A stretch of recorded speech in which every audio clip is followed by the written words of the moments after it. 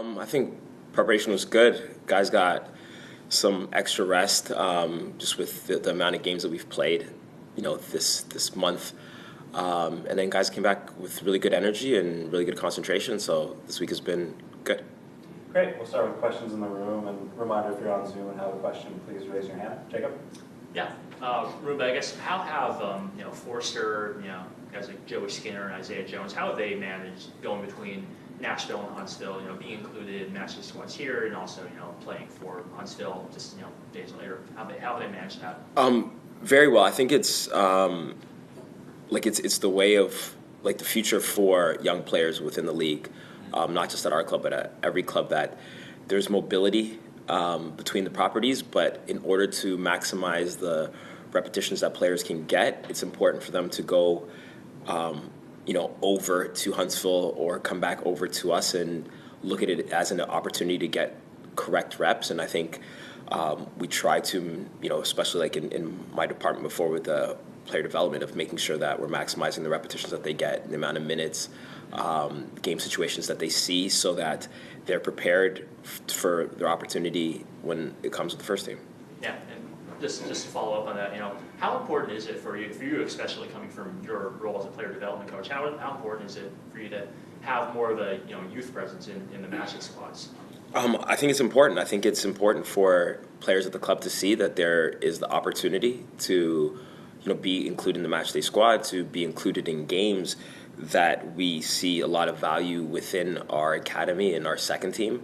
And I think as we progress and we evolve, I think hopefully the expectation is to always have more of a homegrown presence. And so I think that you saw Isaiah on the bench, and then the game on the weekend, thought he was the best player on the field for Huntsville. And so I think those guys also to understand the importance of it and do a good job of taking on that responsibility of making sure they're mentally and physically prepared. And so I think as a club, we're trying to do the best job we can to make sure that there's a wide variety of players that can support the first team. Go ahead. Rumba, there's no question that there's always been good games between these two teams and rivalry, actually. How different the Miami team might be this time, especially when you look at their scoring sheet and their 17 plus in goal differential? Yeah, we still always try to be a good, solid defensive team, and the games have been good and the games have been close between them, but they have a lot of firepower and a lot of guys who are dangerous, in the attacking half of the field. And so I think it is, again, for us to make sure that we're concentrated on what we can do to minimize those chances for them. But they are very dangerous, and so you have to have a lot of respect for that in order to keep the games close. Now, in terms of your formation, I mean, you've been playing the way it's been, especially with service on the side there.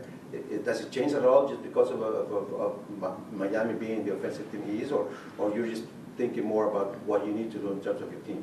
I think it's more of what we can do in the confines of our own structure and making sure that we're positive about what we do. But I think with every team that we play, I think we do focus on different aspects of each team, but more so the focus of us and how we continue to get better as a collective, regardless of where people are playing.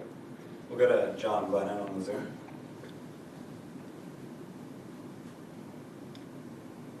Hey, Rumba, kind of a big picture question, I guess. Just wonder if you could talk a little bit about the challenges that you face coming in, taking the reins of a team 12 games into the season, obviously not having training camp or anything like that, and sort of how you've gone about addressing that. Yeah, it's a challenge because we've changed some things, and not having preseason and games prior to that too. I think we changed things the very first game. And so what we've done is you've got,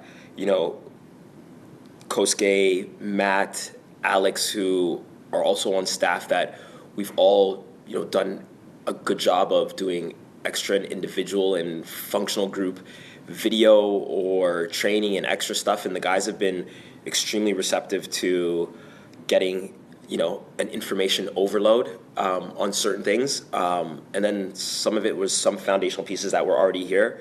But it's been challenging, but I think everybody has put forth a great effort to try to get everybody up to speed and use all the resources we have at the club to get guys in a good, positive position. But yeah, it's always tough to implement ideas like as the season is already in progress. But I think the players and the coaches have done a really good job of trying to get everybody aligned. Go ahead, John. If I could just follow on that, maybe just if you could maybe talk about sort of maybe the top priorities you've stressed, sort of in a general way, tactically, you know, as we said, not having that big preparation, the training camp, etc. What would kind of be what would have been your top priorities, do you think you stressed? I think the top priorities are, as we get a little bit more expansive, to make sure we still keep the defensive structure that we need to make sure that we're not giving up goals. I think offensively it is to be brave and understand where player allocation needs to be for us to advance the ball and give us good opportunities to, you know, have chances on goal. And just understanding that structure and working with guys in either your functional group or pairings or guys who are in close proximity with you. But I think it's player allocation and also just making sure we're good with our defensive structure as we get expansive. Yeah, gotcha. Yeah. So, you know, last week, Anibal Godoy, you know, suffered an injury playing with Panama, and obviously, you know, Lucas McNutt and Randall Ayala have been out with long-term injuries since April. I guess I was wondering if you had any updates on the status of those three guys, or maybe a timetable for any of their returns.